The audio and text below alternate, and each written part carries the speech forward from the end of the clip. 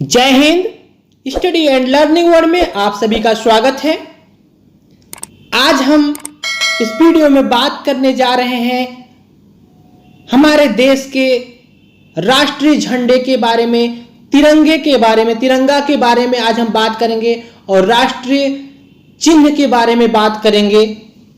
तो हमारे देश का जो झंडा है वह राष्ट्रीय झंडा तिरंगा है। सबसे ऊंचा तिरंगा हमारा भारत का राष्ट्रीय ध्वज तिरंगा को कहा जाता है।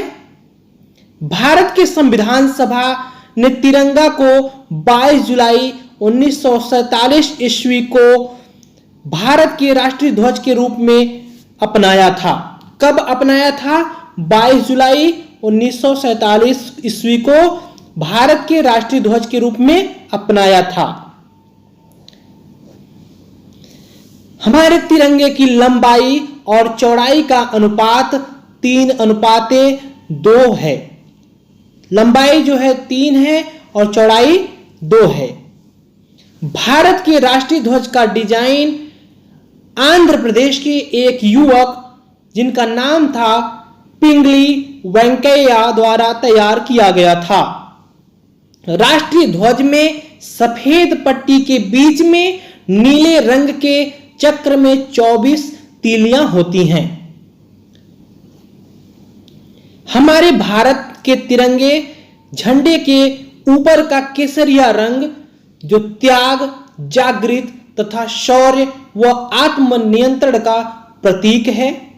बीच के पट्टी का रंग सफेद है जो सत्य, शांति एवं पवित्रता का प्रतीक है तथा सबसे नीचे पट्टी का रंग हरा जो समृद्धि एवं खुशहाली का प्रतीक है।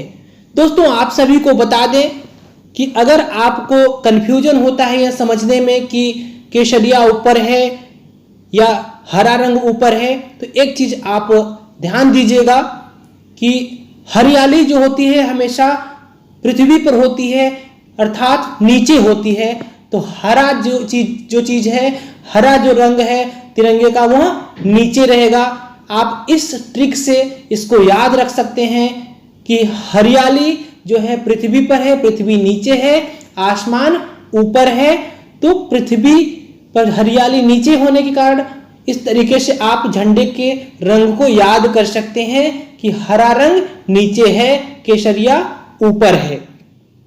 स्वतंत्र भारत में राष्ट्रीय ध्वज को प्रथम बार 14 अगस्त 1947 ईस्वी की मध्य रात्रि में फहराया गया था। कब फहराया गया था? 14 अगस्त 1947 ईस्वी की मध्य रात्रि में। झंडे के सबसे ऊपर परत जो है वह केसरिया रंग है। बीच का जो परत है वह सफेद रंग है जिसमें आपको 24 तीलियों का एक चक्र देखने को मिलेगा और नीचे का सबसे जो हिस्सा है वह है हरे रंग का। राष्ट्रीय शोक के समय राष्ट्रीय ध्वज को आधा झुका दिया जाता है। भारतीय ध्वज संहिता 2002 के तहत समस्त भारतीय नागरिकों व नागरिक संस्थाओं को राष्ट्रीय ध्वज फहराने का अधिकार देता है। किसके तहत? भारतीय ध्वज संहिता 2002 के तहत समस्त भारतीय नागरिकों व नागरिक संस्थाओं को राष्ट्रीय ध्वज फहराने का अधिकार देता है भारतीय ध्वज संहिता 2002। भारतीय संसद, राष्ट्रपति भवन, सुप्रीम कोर्ट के ऊपर स्थायी रूप से राष्ट्रीय ध्वज फहराए जाने का प्रावधान है।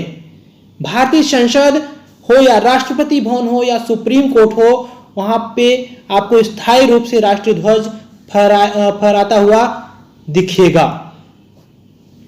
अब बात करेंगे हम राष्ट्रीय चिन्ह की। सारनाथ वाराणसी के पास स्थित सम्राट अशोक के सिंह स्तंभ के शीर्ष पर मौजूद 4 सिंहों की आकृति को भारत के राष्ट्रीय प्रतीक के रूप में अपनाया गया है।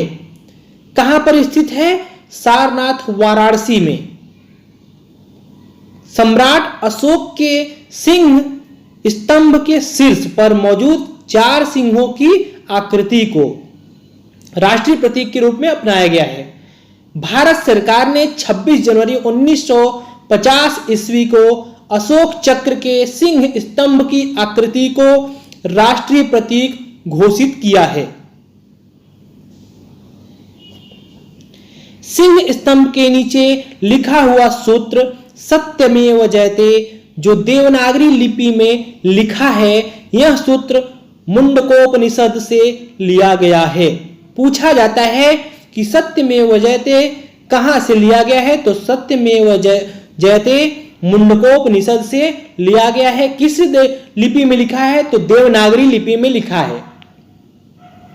राष्ट्रीय प्रतीक को शासकीय कार्यों में भिन्न भिन्न रंगों में प्रयोग किया जाता है।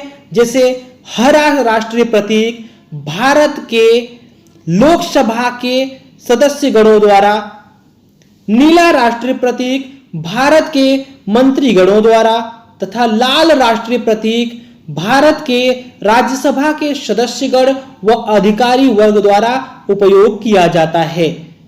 आपको राष्ट्रीय प्रतीक अलग अलग रंग में जब दिखता है तो आप इन रंगों के द्वारा पहचान सकते हैं कि कौन किसके द्वारा उपयोग किया जाता है। तो हरा रंग जब दिखे तो लोकसभा के सदस्यगणों द्वारा उपयोग किया जाता है, नीला रंग दिख जाए तो मंत्रीगणों द्वारा, लाल रंग दिख जाए तो किसके द्वारा, राज्यसभा के सदस्यगण व अधिकारियों के द्वारा उपयोग किया जाता है। Thank you so much. जानकारी अच्छी लगी तो वीडियो को लाइक कर दीजिएगा और अगर अभी तक चैनल को सब्सक्राइब नहीं किया है तो चैनल को सब्सक्राइब कर लीजिए, जिससे हमारे चैनल पर आने वाले इंपॉर्टेंट वीडियो की नोटिफिकेशन आप सभी को मिलते रहें। Thank you so much. जय हिंद, जय भारत।